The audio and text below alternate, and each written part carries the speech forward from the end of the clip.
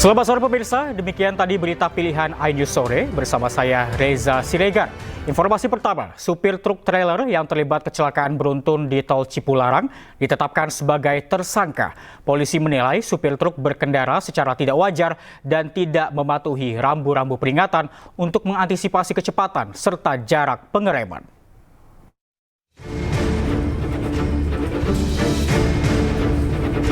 Supir truk trailer yang terlibat kecelakaan beruntun di tol Cipularang digiring ke tahanan usai dijadikan tersangka. Berdasarkan hasil olah TKP, pemeriksaan 13 saksi dan dokumen kendaraan, disimpulkan bahwa kecelakaan terjadi akibat kegagalan fungsi rem pada truk trailer. Sementara itu, dokumen menunjukkan bahwa kendaraan masih layak jalan. Menurut polisi, tersangka mengemudikan kendaraan tanpa patuhi rambu-rambu peringatan. Atas kelalaiannya, tersangka terancam hukuman 12 tahun penjara. Pengemudi truk trailer mengemudikan kendaraan dengan tidak wajar dan tidak mematuhi rambu-rambu peringatan untuk mengantisipasi kecepatan dan jarak pengereman. Oleh karena itu, maka para penyidik berdasarkan hasil penyelidikan, ya tentunya tadi dengan menggunakan olah TKP dengan metode TAA, kemudian pemeriksaan ram cek kendaraan dan pemeriksaan ahli maupun saksi, telah menetapkan tersangka terhadap saudara R, pengemudi truk trailer. Kecelakaan beruntun di tol Cipularang kilometer 92 terjadi pada 11 November kemarin. Kecelakaan melibatkan 17 kendaraan yang mengakibatkan 1 orang kehilangan nyawa serta 29 orang lainnya luka-luka. Dari Purwakarta, Jawa Barat, tim liputan iNews melaporkan. Pasca penahanan Ivan Sugianto, tersangka persekusi terhadap ES, pelajar SMAK Gloria II Surabaya, pihak keluarga mengapresiasi kinerja dari kepolisian. Sementara hingga saat ini, keluarga korban masih dalam masa pemulihan trauma.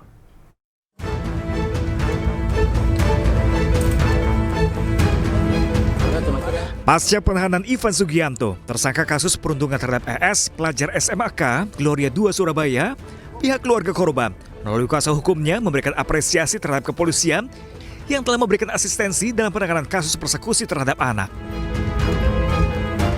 Begitu pula dengan aktivis HAM dan perlindungan anak serta berbagai pihak yang telah mengawal kasus premanisme ini yang diharapkan terus mengawal hingga vonis di pengadilan. Pasca penahanan, pihak keluarga berharap polisi bekerja secara serius dalam menangani kasus perundungan dan aksi premanisme terhadap anak di bawah umur ini. Terkait dengan kondisi korban dan keluarga korban, dapat saya sampaikan bahwa pada saat ini masih dalam tahap pemulihan. Kita juga berdiskusi dan berkomunikasi dengan psikiatri dan psikolog, karena jujur saja kejadian yang menimpa mereka di tanggal 21 Oktober 2024 meninggalkan trauma yang mendalam. Tanggapan pihak keluarga, tentunya kami mengharap supaya aparat penegak hukum dapat menindaklanjuti perkara dugaan tindak pidana persekusi dan tindak pidana premanisme ini secara serius ya, supaya dapat memenuhi kepastian hukum, kemanfaatan dan penegakan hukum. Ya, ini minta maaf. Minta maaf. Ayo minta maaf dan minta maaf. Sujud. Sujud dan sujud. Sudah enggak apa-apa, dan sujud. Sujud enggak apa-apa. Sudah, yuk biar selesai. Biarin Pak, biarin. Ini siapa? Ini siapa? Ini siapa? Sudah ikut mereka yang orang tua. Enggak usah. Biaran dan. Kesalahannya kan memang ngomong dari temannya, Pak. Khususnya untuk penerapan pasal yang dijeratkan kepada tersangka, dalam kasus ini, polisi menerapkan pasal 80 ayat 1 Undang-Undang RI nomor 35 tahun 2014 tentang perubahan atas Undang-Undang RI nomor 23 tahun 2002 tentang perlindungan anak dan atau pasal 335 KUHP ayat 1/1 KUHP ancaman hukuman 3 tahun penjara. Dengan ancaman hukuman di bawah 5 tahun, nantinya akan ada potensi jika tersangka tidak ditahan. Melalui kuasa hukumnya, pihak keluarga korban berharap agar pasal yang dikenakan lebih didalami. Mengingat juga terjadi aksi premanisme terhadap anak di bawah umur dalam kasus ini. Dari Surabaya, Jawa Timur, Hari Tambayong, iNews melaporkan. Korban erupsi Gunung Lewotobi di Flores Timur, Nusa Tenggara Timur yang berada di pengungsian membutuhkan air bersih untuk mandi cuci kakus. Sementara itu Gunung Lewotobi kembali erupsi pagi tadi dengan ketinggian 800 meter dari mulut kawah.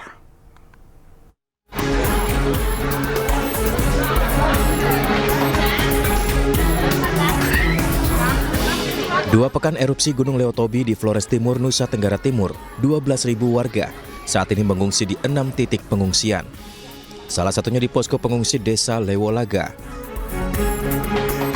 Di posko pengungsian ini sebagian besar pengungsi merupakan anak-anak, balita, serta lansia. Pengungsi berharap ada perhatian khusus terhadap mereka. Pasalnya para pengungsi tidur mengandalkan kasur yang dibagikan pemerintah dan sangat membutuhkan air bersih. Selain itu, anak-anak sekolah juga membutuhkan alat tulis. Hingga saat ini pengungsi yang berada di 6 titik pengungsi berjumlah 12.575 jiwa.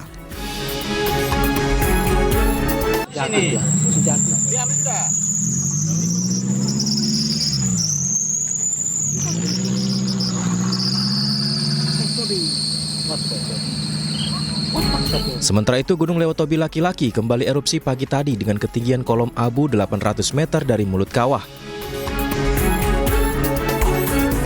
Kolom abu teramati berwarna kelabu dengan intensitas tebal, condong ke arah barat dan barat laut. Saat ini, Gunung Lewotobi laki-laki berada pada status level 4 atau awas, dengan rekomendasi warga tidak melakukan aktivitas apapun dalam radius 7 km dari pusat erupsi. Dari Flores Timur, Nusa Tenggara Timur, Joni Nura, iNews melaporkan. Puluhan rumah rusak tersapu angin kencang setelah puting beliung menerjang kota Solo, Jawa Tengah. Tidak hanya rumah warga, puting beliung juga memporak-porandakan beberapa papan nama toko. Ya Allah, Allahu Akbar, Allahu Akbar, Allahu Akbar, Allahu Akbar, Allahu Akbar, Allahu Akbar, Allahu Akbar, ya Allah, ya Allah, Allahu Akbar, Allah. Hujan deras disertai angin kencang melanda kota Solo, Jawa Tengah mengakibatkan 65 rumah warga rusak. Bahkan atap rumah warga terlepas dan menutupi jalan raya. Ya Allah, ya Allah, ya Allah, ya Allah, ya Allah. Beberapa warga menyingkirkan atap-atap rumah yang terhempas akibat tiupan angin. Bahkan tidak sedikit papan nama toko juga tidak kuat menahan kekuatan angin yang meniupnya. Wilayah terparah berada di Kampung Kenteng, Kelurahan Mojo, Kecamatan Pasar Kliwon, Solo, Jawa Tengah.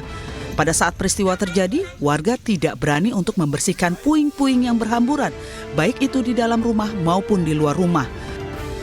Hal ini dikarenakan kondisi listrik yang masih belum dipadamkan.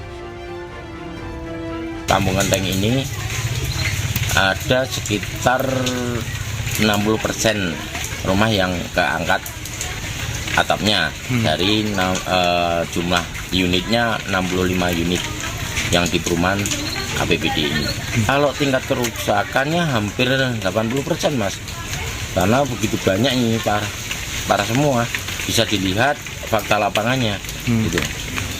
Untuk saat ini kita menyikapinya, kita buat tempat darurat dulu sebelum ada pertolongan atau bantuan. Menyikapi bencana puting beliung, bersama-sama warga membuat tempat darurat untuk pengungsian, sembari menunggu bantuan dari pemerintah guna menangani kejadian bencana puting beliung. Dari Solo, Jawa Tengah, Septiantoro, iNews melaporkan.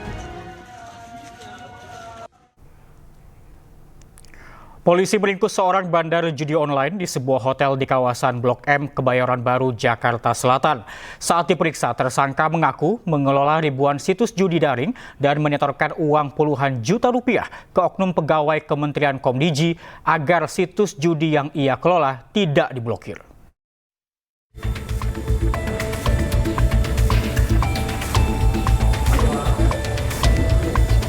Seorang bandar judi berinisial HE tak berkutik saat digerebek polisi di salah satu hotel di kawasan Blok M, Kebayoran Baru, Jakarta Selatan.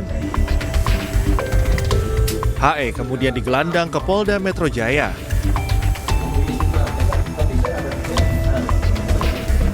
Setelah diperiksa, HE yang memiliki situs judi daring bernama Keris 123 ditetapkan sebagai tersangka.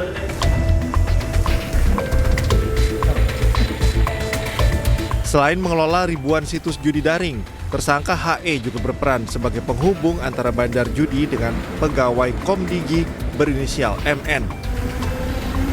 HE mengaku menyetorkan uang sebesar 24 juta rupiah per situs kepada MN agar daftar situs judi daring tak diblokir. Hingga saat ini total ada 22 orang dibekuk polisi dalam kasus judi online di Kementerian Komdigi.